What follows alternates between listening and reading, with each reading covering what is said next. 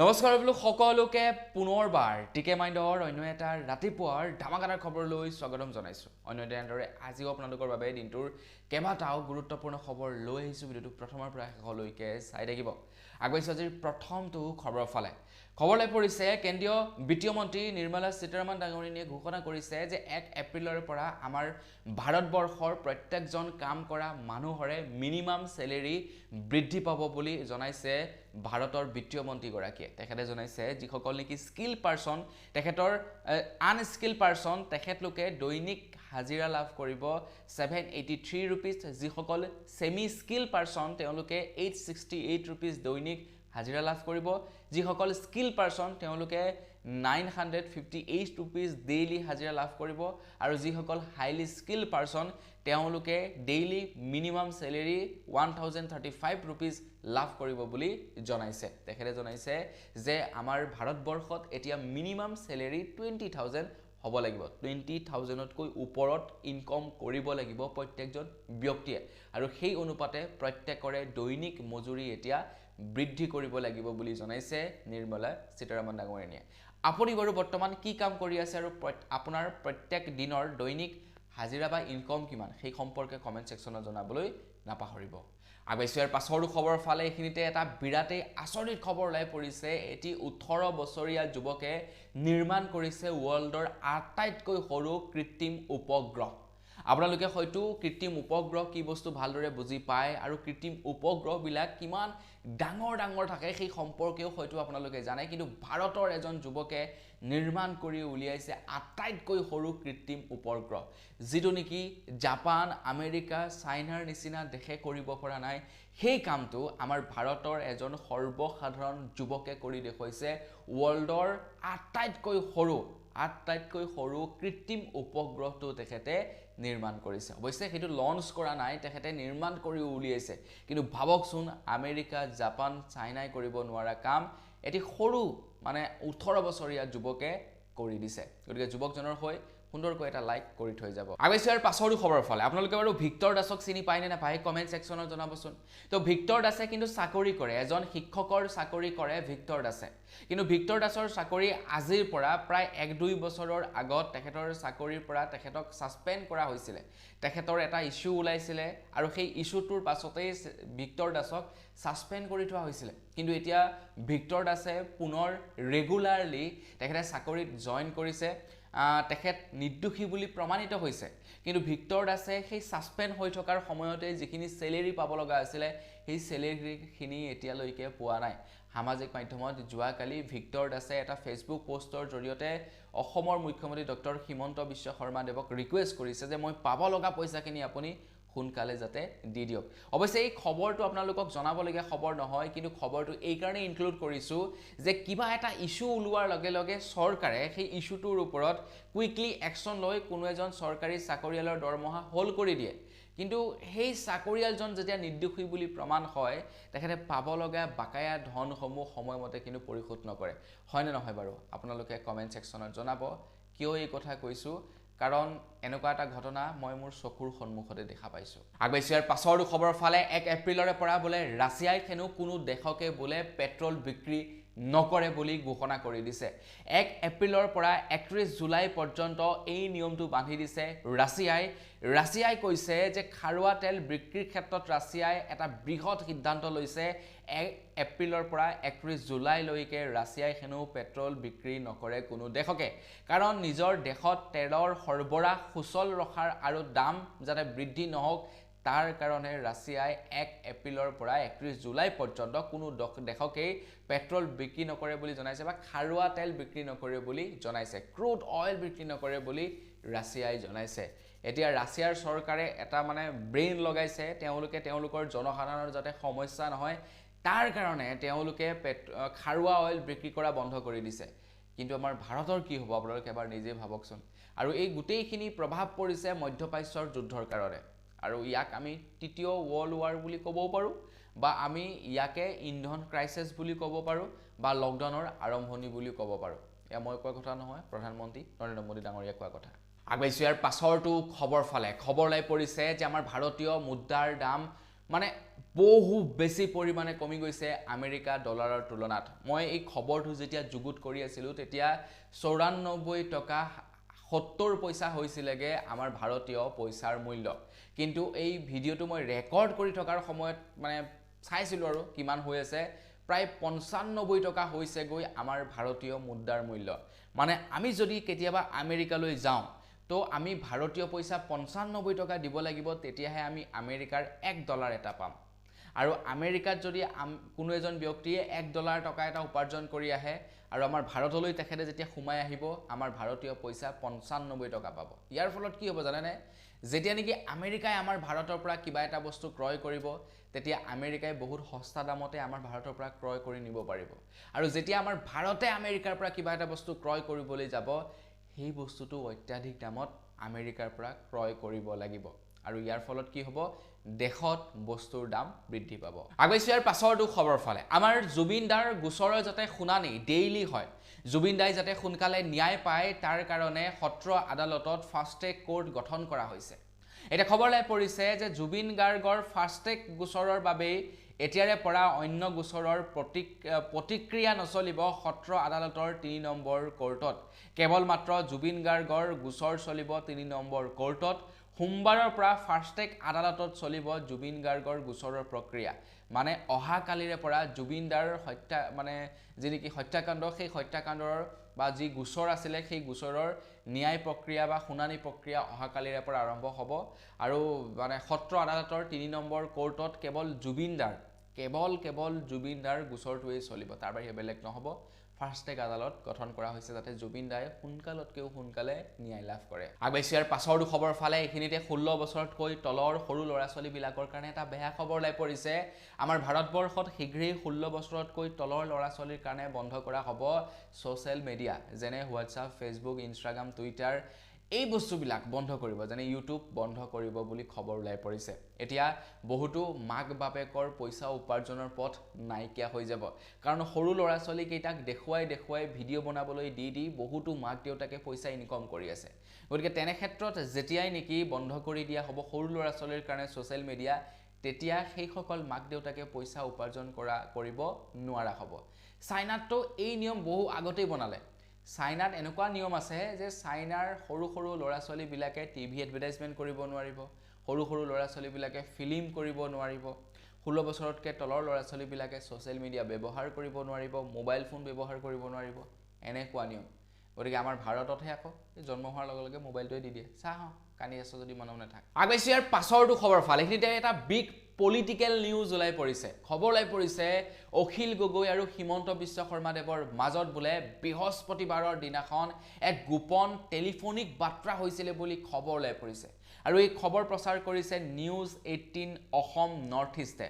News 18 Assam north ইষ্টে কৈছে যে অখিল গগৈৰ সৈতে মুখ্যমন্ত্ৰীৰ এক গোপন বাৰ্তালাপ, বিশ্বস্ত সূত্ৰৰ পৰা লাভ কৰা ডাঙৰ খবৰ। বৃহস্পতিবাৰে নিশা 10 বজাৰ পাছত ফোনত বাৰ্তালাপ কৰিছিলে আৰু ৰহস্যজনক বিষয়ত কথা পাতিলে মুখ্যমন্ত্ৰী আৰু অখিল গগৈয়ে।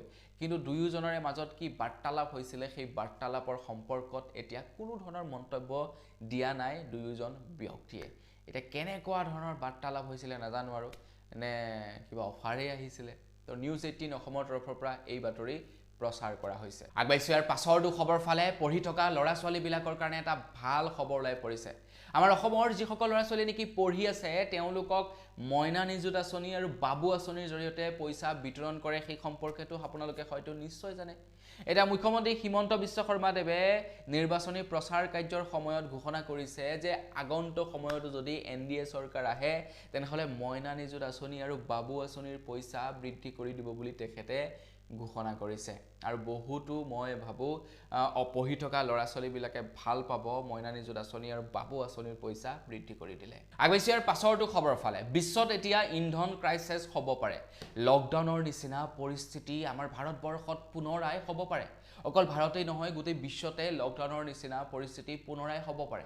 আৰু এই কথা ঘোষণা কৰিছিলে ভাৰতৰ প্ৰধানমন্ত্ৰী নৰেন্দ্ৰ মোদী ডাঙৰীয়াই। তেখেতে কৈছিলে যে আমি ইয়াৰ কাৰণে প্ৰস্তুত হ'ব লাগিব তেখেতে হ'ব বুলি কোৱা নাই তেখেতে কৈছে যে অনাগত সময়ত ইন্ধন ক্ৰাইচিছ হ'ব পাৰে বা আমাৰ ভাৰতবৰ্ষত অনাগত সময়ত লকডাউনৰ নিচিনা পৰিস্থিতি হ'ব পাৰে গতিকে আমি তাৰ কাৰণে আগতীয়াকৈ সাজু বা প্ৰস্তুত হৈ থাকিব লাগিব কিন্তু সেই সময়তে বহু লোকে লকডাউন হ'ব বুলি বাতৰিয়ে প্ৰচাৰ কৰি দিলে যাৰ কাৰণে নেকি গোটেই ভাৰতবৰ্ষতে হুলস্থুল হাই হুলস্থুল লাগি গ'ল যাৰ কাৰণে নেকি গেছৰ নাটনি হৈছে যাৰ কাৰণে নেকি বিভিন্ন বয় বস্তুৰ নাটনি হৈছে যাৰ কাৰণে নেকি পেট্ৰল ডিজেলৰ নাটনি হৈছে আৰু তাৰ পাছতেই কেন্দ্ৰ চৰকাৰৰ ফালৰ পৰা অফিচিয়েল ষ্টেটমেণ্ট দিব লগা হৈছে যে আমাৰ ভাৰতত লকডাউন নহয় লকডাউন হ'লে অনাগত সময়ত দেখা যাব কিন্তু বৰ্তমান সময়ত লকডাউনৰ কোনো পৰিস্থিতি নাই গতিকে চিন্তা নকৰিব আপোনালোকে এনেই ভুৱা বাতৰি প্ৰচাৰ নকৰিব বা আপোনালোকে বাতৰিসমূহত ভুল নাযাব আগবাইছো ইয়াৰ পাছৰটো খবৰ ফালে আমাৰ অসমত বিক্ৰী হোৱা পেট্ৰল আৰু ডিজেলত এতিয়া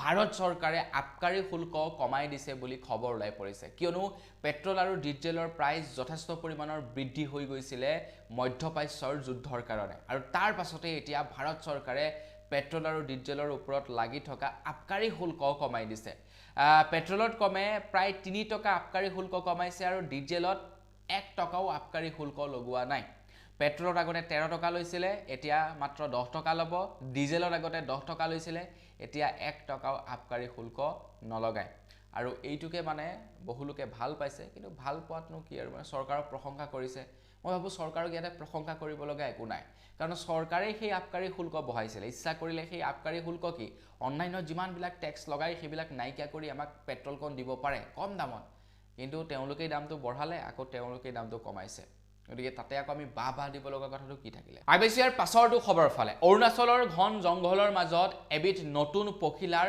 উদ্ভাৱন হৈছে এবিধ নতুন পখিলাৰ প্ৰজাতি বিচাৰি পাইছে এজন যুৱকে আৰু তাৰ পাছতেই সেই পখিলাটি জুবিনদাৰ নামেৰে নামাকৰণ কৰা দেখিবলৈ পোৱা গৈছে অৰুণাচলৰ ঘন জংঘলৰ মাজত এবিধ নতুন পখিলা বিচাৰি পাইছে আৰু সেই পখিলাবিধক এতিয়া জুবিনদাৰ নামেৰে নামাকৰণ কৰিছে কিছুদিন আগত বা কিছুদিন পূৰ্বত এবিধ নতুন কাঠফুল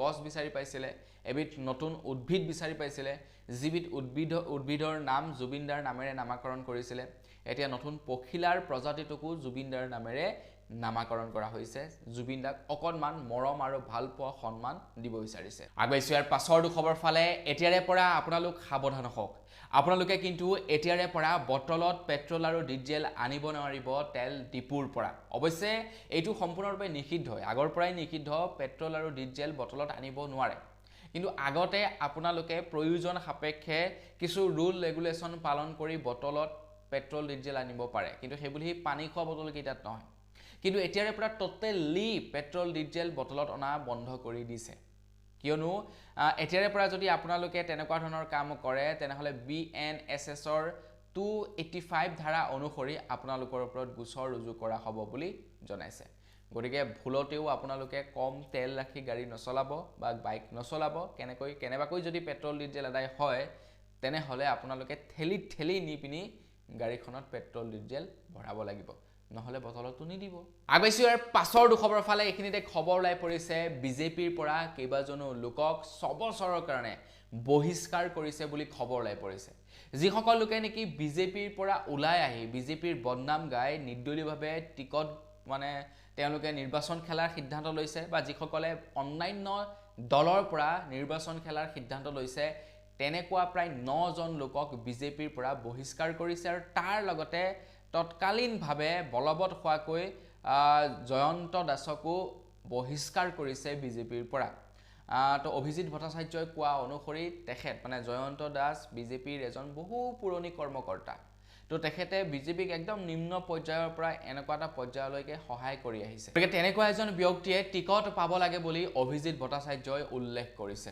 তো আপোনালোকে কি ভাবে বাৰু যিসকল নেকি বিজেপি কৰ্মকৰ্তা সেই পুৰণি দিনৰ পৰা বিজেপি কৰি বিজেপিক এই পৰ্যায়টো পাইছে গৈ তেওঁলোকে টিকট পাব লাগিছিলে নে কি ভাবে আপোনালোকে কমেন্ট সেকশনত জনাব আগবাইছো ইয়াৰ পাছৰটো খবৰ ফালে আপোনালোক যদি এজন চৰকাৰী এমপ্লয় বা আপোনালোকে যদি প্ৰাইভেট সেক্টৰত কাম কৰে আপোনালোকৰ বাবে কেন্দ্ৰ চৰকাৰৰ ফালৰ পৰা এটা নিয়ম ঘোষণা কৰিছে আপোনালোকে এতিয়া বাধ্যতামূলকভাৱে আপোনালোকৰ EPF-ৰ সৈতে আপোনালোকে KYC কৰি আপোনালোকৰ আধাৰ আপডেট কৰিব লাগিব আৰু আপোনালোকে DBT এনেবল কৰিব লাগিব যাতে ইন ফিউচাৰ আপোনালোকে পইচা উইথড্ৰ কৰোঁতে বেংকৰ একাউণ্টত নহয় আধাৰ কাৰ্ডৰ জৰিয়তে ডিবিটি ট্ৰান্সফাৰ কৰিব পাৰে আৰু আপোনাৰ যিটো বেংকৰ একাউণ্টত আধাৰ কাৰ্ড লিংক হৈ আছে সেই একাউণ্টটোত যাতে পইচা সোমায়গে তো তাৰ কাৰণে আপোনালোকে এতিয়া ইপিএফঅত আপোনালোকৰ ডিবিটি এনেবল কৰিব লাগিব এতিয়ালৈকে যদি আপোনালোকে কৰা নাই শীঘ্ৰেই কৰি লওক নহলে কোনদিনাখন নিয়ম চেঞ্জ কৰি দিয়ে তাৰ কোনো ঠিক নাই যিসকল লোক নেকি প্ৰাইভেট সেক্টৰত কাম কৰা মানুহ আছে যিসকল লোকে নেকি চৰকাৰী কাম কৰি আছে